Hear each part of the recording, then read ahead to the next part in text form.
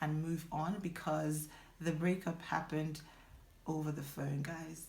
Hey guys, welcome to the second part of this 3-part series, which I started in my previous video, where I talked about singleness, embracing the waiting season and not wasting it. If you haven't seen it, I'll leave a link on the top of this video where you can watch it. Today I'm going to be sharing with you some key lessons that I learned in my previous dating relationships, also while I was dating my husband, and how God brought both of us together after a rather interesting breakup, which I believe would be useful for anyone looking to start a new relationship or presently in a new relationship. I know being in a relationship, being in love can be challenging. It can be blinding. It's almost like you having to cook or replicate a meal, but without having to actually see the ingredients that you're going to work with. I know it can be challenging, so I'm hoping that you're able to take one or two things away from this video. Keep watching.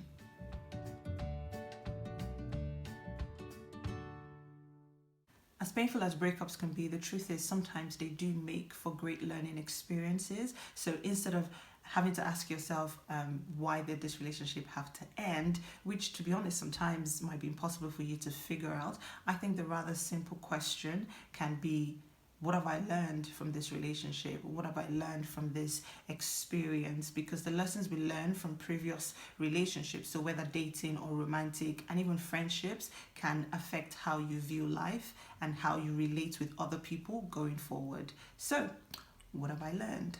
Number one, be yourself, your true self. If you're not happy with yourself, if you're not happy with your life, chances are you won't find that happiness in a relationship either. You have to cultivate that self-love, that happiness from within before you can share it with another person. And since we can't live a life that is fake forever, the earlier you start to reveal and show the real you, the better for you and the better for the other person as well. But if he or she is refusing or won't accept you because of whatever the case might be, if they're refusing to accept everything about you, then trust me, it's not worth it. Now, this is something I don't think we really did in my previous relationship. When I was dating my husband, interestingly, we laid everything down on the table very early on in the relationship, which was very different, but then it allowed us to make a very intentional and informed decision as to whether we're going to move on or not with the relationship. Number two, you can't change anyone. You really can't, period. Now, I heard someone say it this way, that the Holy Spirit has been trying to change us as individuals for a very long time. So you know those bad habits, those bad attitudes, those wrong things that we know we should change, and some things still remain in us, and then we think as individuals we can just overnight change another individual. If that's your target, if that's your goal, getting into a new relationship, I'll advise you to rethink and reconsider, because you will just end up in frustration. It's just not a very effective strategy to get what you want. Being pressured to change may lead to temporary improvement, but in the long run can give rise to feelings of resentment. So imagine you're very stuck in a type of way that is actually not so terrible, it's just your way of life, and someone has constantly been trying to change you, try to, make you wear things that you don't normally wear, or make you eat foods that you don't normally eat. Temporarily, yeah, you might switch over, you might change, but in the long run, you might just at the back of your mind start having that feeling of resentment, because they're just always forcing you to do what you don't want to do. It's just not a very effective strategy to get what you want at all. So if you don't like something about him or her, you can try to change the way you react. Give yourself a bit of time. Maybe you'll come around to it eventually, or just try to see things a bit differently. Surprisingly, I find that this actually works, because when you change your energy regarding something, now it may take a bit of time, but chances are the other person will eventually feel your new energy and then react accordingly. But obviously this approach depends on the situation, as not one size will always fit all. But definitely do not compromise on whatever stands as a red flag to you. Number three, your communication style can make or break your relationship. Now, we all know that communication is super important to the longevity of a relationship. My previous relationships helped me to recognize destructive communication patterns. When I say destructive, guys, I mean destructive. And it also helped me to learn healthy ways of communication that would stare off that, crazy conflict cycle. So I try to be expressive when I don't like certain things, but I've had to learn to be a bit more expressive just so I can avoid unintentional resentment. Now, when communication is not clear and both parties don't understand what has been communicated, assumptions and arguments can occur, and from unmet expectations, both parties begin to feel unvalued, unappreciated, unloved, and uncared for, even though sometimes it can be unintentional. So if you don't feel like you can have an open and honest conversation with this person without them necessarily having to put on boxing gloves in their minds, then you may want to reconsider this relationship. Number 4, chemistry and compatibility. Now, there is chemistry, there is compatibility. If the chemistry is higher than the compatibility, there might be a lot more compromising going on. So your values, your principles on life, friends, family, your finances, food, and just lifestyle choices. And if compatibility is higher than the chemistry, there may be a lack of passion and boredom can occur.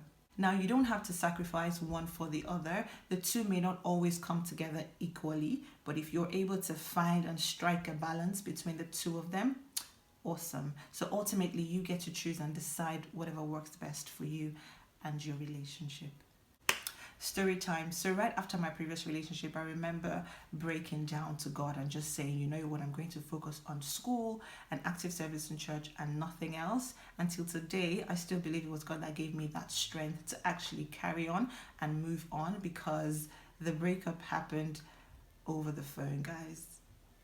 Over the phone, because we were in 2 different countries at the time.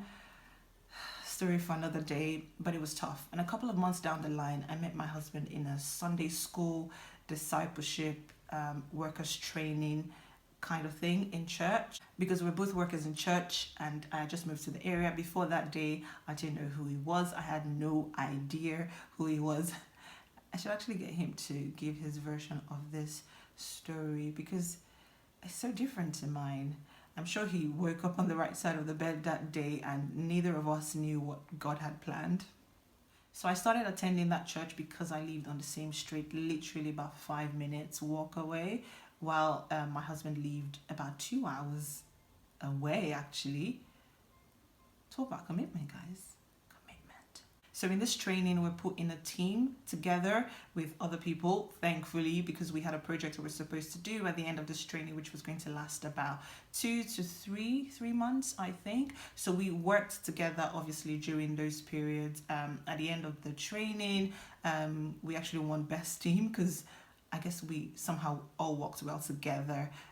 So obviously after the whole training, I had exams. So I was just like, yeah, that's done.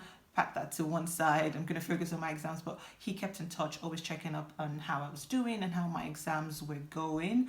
And then much after the exam, he decided to ask me if I wanted to go out to watch a movie, and just hang out, things like that. Of which before I was pretty much a triangle. I would either go to church, school, or home. That was it. That was it for me. I had no time for nothing else. So I'm glad that I was able to take that time out to do something a bit different, because mind you, like I said, we had worked together for a couple of months already, so I knew him just a tiny little bit, so I felt quite comfortable to still go hang out anyway. And that's how our friendship began to grow. It was a last minute decision for me to move to that area because I really wanted to be close to school. He could also have easily found a local church or a local parish to worship in that was much closer to him. The program I was doing that year should have been done the year before, but I moved it, and we both probably would not have been in the country at the same time. So even till today, so many things make us more confident that God just did his thing to bring us together when we least expected it. And I'm so grateful for the lessons that I learned in my previous dating relationships, which helped shape our dating relationship as well as in marriage. The truth is, hindsight is 20/20.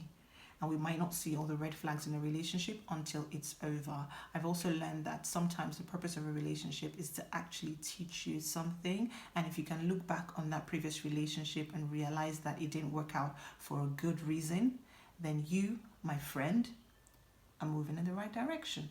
So that's it for this part of the series. If you found this video helpful, let me know by liking this video, share your thoughts in the comments, let me know any relationship or dating questions you have. Follow me on Instagram, check out my blog as well for more content like this. And if you haven't already, please subscribe to my channel. It's free. Hit the notification bell as well so that you know when I post new videos, and I'll see you in one of these videos.